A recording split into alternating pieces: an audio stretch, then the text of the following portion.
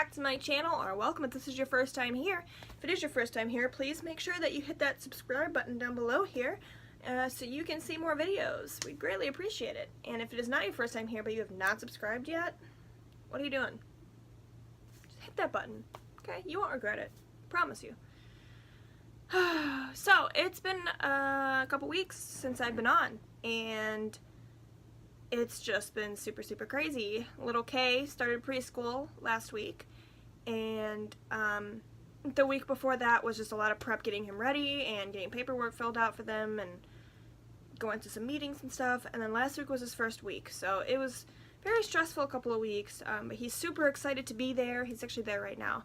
He's super excited to be there. He's made so many new friends already. He loves it, and you know, I'm excited for him. I cried though the first day. I told myself, I'm like, I'm not gonna cry, I'm not gonna cry, I'm not gonna cry, but I did. I was nervous. You're letting your baby that's always been with you out into the world on their own, and you just don't know how they're gonna do, you know, and it's scary, but they're really good there. They're a great school. I've heard a lot about it, a lot of good things about it, so I have no worries. And he's doing really well so far, so I'm very proud of him, and I'm excited for him. So, but I want to know, how did you guys handle your kids' first day of school, and how did your kids handle their first day of school? Comment that down below. I want to know. I want to see if I'm the only one who cries, or if you guys did too. So I kind of wanted to hit on the subject of depression today.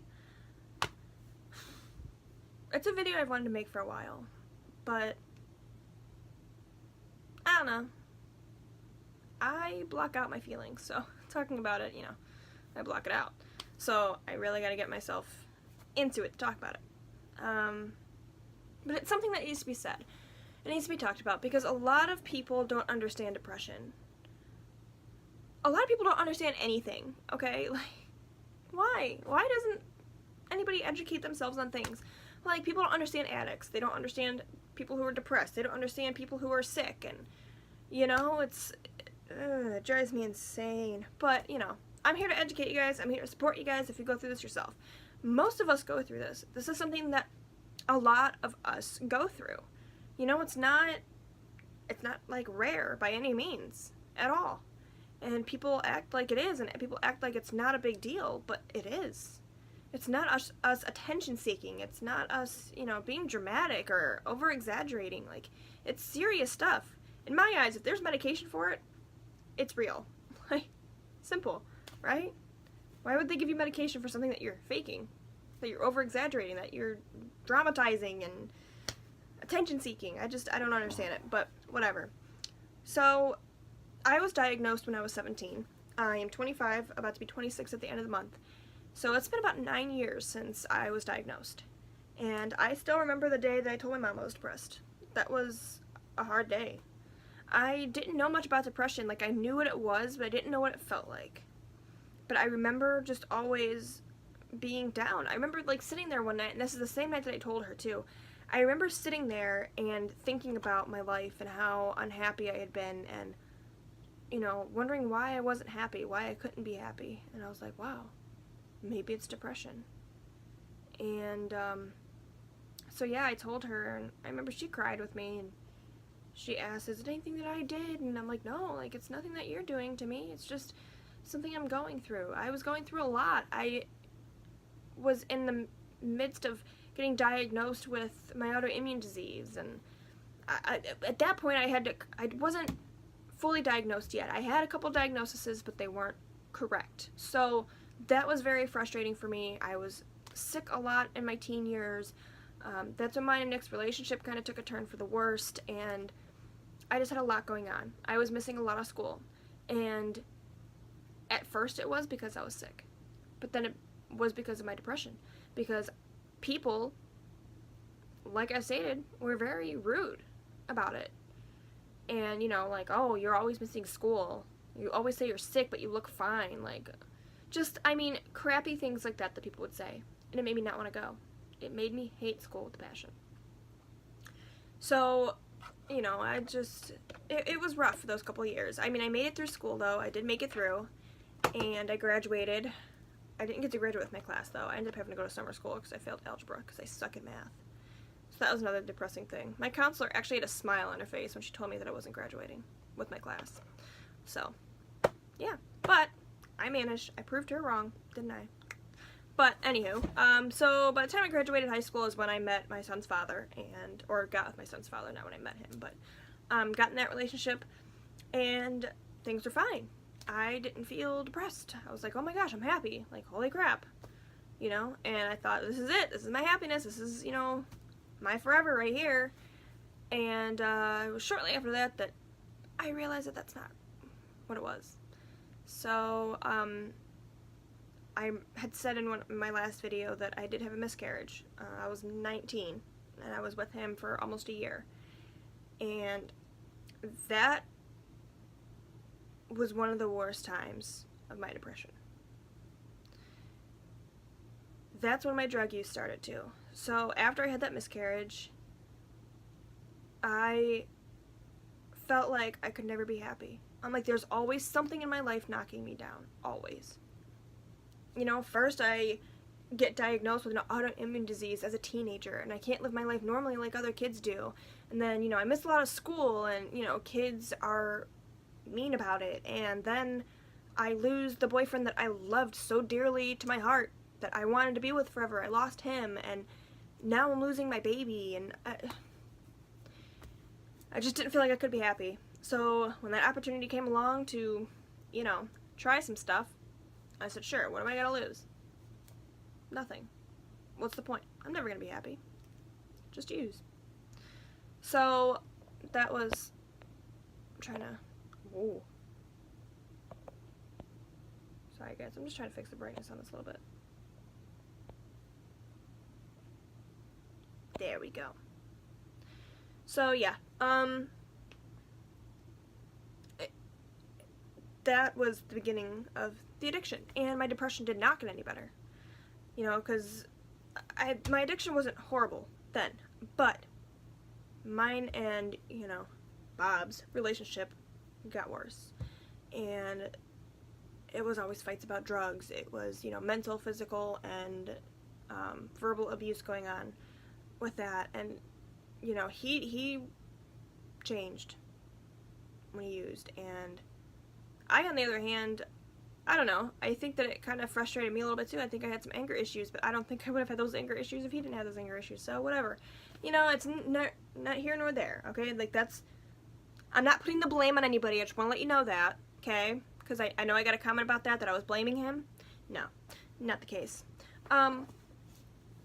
You know, so it really changed things. And I'm not saying that we're the only ones that went through that, okay? There's a lot of addicts out there that are in relationships with other addicts that have those same problems. It just doesn't work out. It just doesn't. So, you know, that happened, and then I got pregnant with Kaiden, and I was fine during the entire pregnancy. It was happy and just an amazing time. And after I had him, I had fallen back down to depression again. But that was a postpartum depression, which a lot of moms go through. It's, you know, again, nothing rare. I mean, we were living with his grandmother at the time, and we were in the upstairs, which was just 2 bedrooms, basically. And I didn't have a car. He was at work. I didn't like to go downstairs at all, really. And I had Kaiden in the beginning of wintertime, so I couldn't do anything, so of course I was depressed. And I am a person who never who never not worked. I had a job since the day I was 17, and I never not had a job, okay? So it was very hard for me to be a stay-at-home mom. And I did that for 5 months. And then I got my job back, and then we moved out, and that's when it was brought to my attention that, hey, you know, I can tell you have depression, you need some help. So I got the help.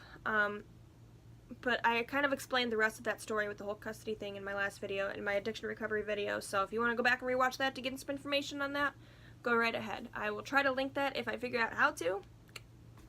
But yeah, if not, just go back. It's one of my last couple videos, so it's not hard to find. But yeah, so that sent me more down into a depression. And that had to be the worst. So everything going on with Kaiden and that miscarriage have been like the worst times of my life. And it did get worse. I was still getting help. I was going to counseling. I had a psychiatrist. I was on meds, and, you know, I thought I was doing really well, but in the long run, I wasn't. At that point, that's when I learned to just block out my feelings. I'm like, screw it. You know, if I think about it, I'm never going to be happy, so I'm just going to block it out. And that's what I did. And I've continued to do that. And that's not a smart thing to do. At all. You should never block out your feelings. Never lie to your counselor.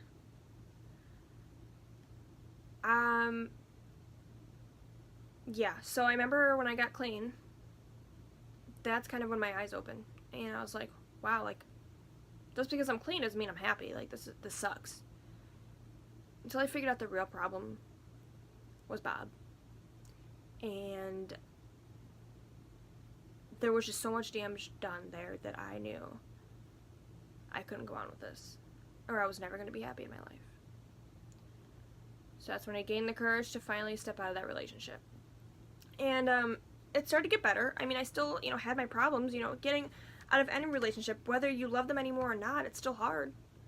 You know, I mean, we were together 5 years and had a baby, 2 technically. You know, so that's a lot to leave behind. But at the same time, the memories of all the bad things that happened played in my mind. And so that still hurt. That's something that I'm never going to be able to get over. But, you know, I've forgiven it, but I'll never forget it. You know, one of those things. But yeah, so it got better. And when I got back with Nick, I still had depression issues. I didn't know why. Sometimes depression just kicks you for no reason.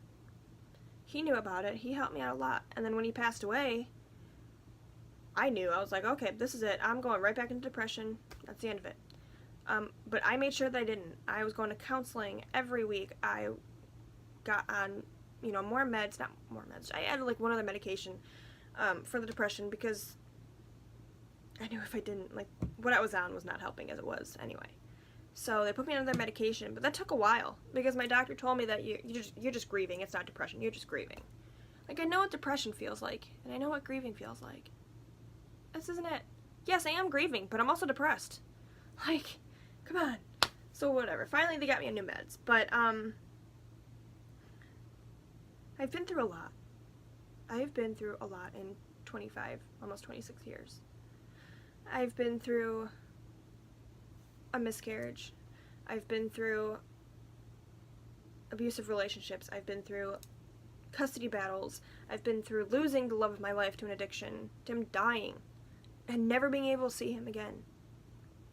I've lived through an addiction. And I've just been through so much. I've lost friends and family members because of things that happened in my life. But I've overcame it. You can't live in the past. You can't. You gotta move forward. And you can sit there in your depression all day long and feel bad for yourself, but that's not gonna fix it. You have to get up and do the work yourself. Nobody can fix it for you. It's not gonna fix itself at all. It's just not. So things that I do to kind of help me out there is that I still go to counseling. And I do that every other week. I tell her everything. I am not on medication right now because it's not something that's needed right now. And we figured out that the medication wasn't working anyway, so there was no reason to keep me on it. So he took me off and he told me that, you know, if I need it, then we'll put me back on it. But as of right now, it's fine. I've learned a lot of coping skills throughout the years to deal with this. And, you know, and that's what you need to do if you're going through something like this. Make sure you get counseling, learn how to cope with it the right way. Don't block it out. Don't just sit there and cry and have self-pity for yourself. Just do something about it. I know that it's hard. But trust me, it's worth it. It is so worth it. You know, there are some days that I'm depressed and I don't even know why. It happens. You know, I mean, I've been through a lot. And sometimes those memories play in my head and it gets me down. And, you know, I mean, there's some days I wake up and I'm depressed because I gotta go to work. There's days I'm depressed because I don't even want to come home. And that's because sometimes it's my son's not here. He's with his grandparents. And I always have those issues when he leaves now, that I get separation anxiety and I get depressed like the first night that he's gone. So it's like, you know, I come home and he's not here, and I'm like, why should I don't even want to be here. But yet I don't know what I want to do. Like, a couple months ago, I remember that, like, I was depressed because I was tired. I could not get out of bed. Getting off Suboxone can also cause depression problems, which it has. And part of getting off the Suboxone, too, is the fatigue and all that kind of stuff, and that was a big issue for a long time. And I remember crying and being depressed because I could not get out of bed. I couldn't play with my son. Didn't feel like going to work. I couldn't go out and hang out with people. Like, I just didn't want to do anything. And I remember sitting there crying. I'm like, I'm seriously depressed because I'm tired. I'm not tired because I'm depressed. I'm depressed because I'm tired. I mean, it's little things like that. It's little things like that that just knock me down. But I gotta get right back up. I have a baby to live for. I have a life to live. I love my life. I have a wonderful, amazing little boy in my life. I have an amazing boyfriend in my life that I just can't thank enough for everything that he's done for me and my son. I have my parents who have backed me up since day one. Happy about it? No. But they supported me through it all. And they've been there to help me whenever I need it. I have a job. I'm able to take care of my son. I have help. It may not be perfect, but it's great to me. It is what it is right now, and all I can do is keep working towards the life that I want. You have to make it happen. Whether it's counseling, meds, or coping skills, whatever the case may be, just please don't block out your feelings like I did. It really will bite you in the butt later. I promise you it will. Get the help you need. Make sure you surround yourself with friends who understand and support you. Because I am so sick of hearing people say, just be happy, just be positive. Snap out of it, or, it's gonna be okay. Like, thanks. Yeah, let me just be happy. Who knows why I'm sad? Just let me be happy. Right, because it's that easy. Surround yourself with friends who are gonna help you, who are gonna support you, who are gonna be there when you need to talk. If you need anything, guys, I'm here. Comment down below. Okay, any questions that you have, anything that you feel. If you're willing to share it out there in the open like that, please go ahead and do so. I also did create a Facebook page for this channel, and I will make sure that I link that down below for you guys. If you want to message me on there, feel free to. This is why I'm here. I'm here to help others and support others who are going through the same thing that I'm going through. I'm no expert by any means, but I'm a great support system. So please reach out to me if you guys need anything. We all deserve to live a happy life.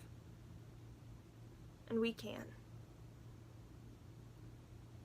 You just gotta work really, really, really hard at it. But it's worth it. So, I'm gonna end this video because it's already like almost 20 minutes long. And I have to go pick up my son here soon. So, like I said, if you guys need anything, let me know. Comment down below any questions, feedback, comments, anything you got. Any ideas you got for videos, please comment those down below. Again, you can message me on the Facebook page I created. I will make sure that I post that down below. Hopefully I can get messages. I don't know. Nobody's messaged me, so I don't know if I can. But try anyway. Let me know if you can. Let me know on here if you can or can't. Whatever. I'm here for you guys. Alright? Make sure you subscribe to this channel. Hit that button. Turn on the notifications. Like this video. Share it with anybody that you think would get some useful information out of this. Anybody struggling through this, make sure that you share this video. Get it out there. And please share my page too. Let everybody know I'm here. Alright? Let's become a family. And anything else? Like this video. Share this video. Comment down below. Subscribe. I'll be back soon with more videos, and I will talk to you guys later. Thanks for listening to me. Thank you for being here. Thank you for supporting me. Love you all so much. Let's continue this. Let's grow this family. Alright? Become part of the Kilroy fam. Alright, guys. Have a great rest of your day. Thanks.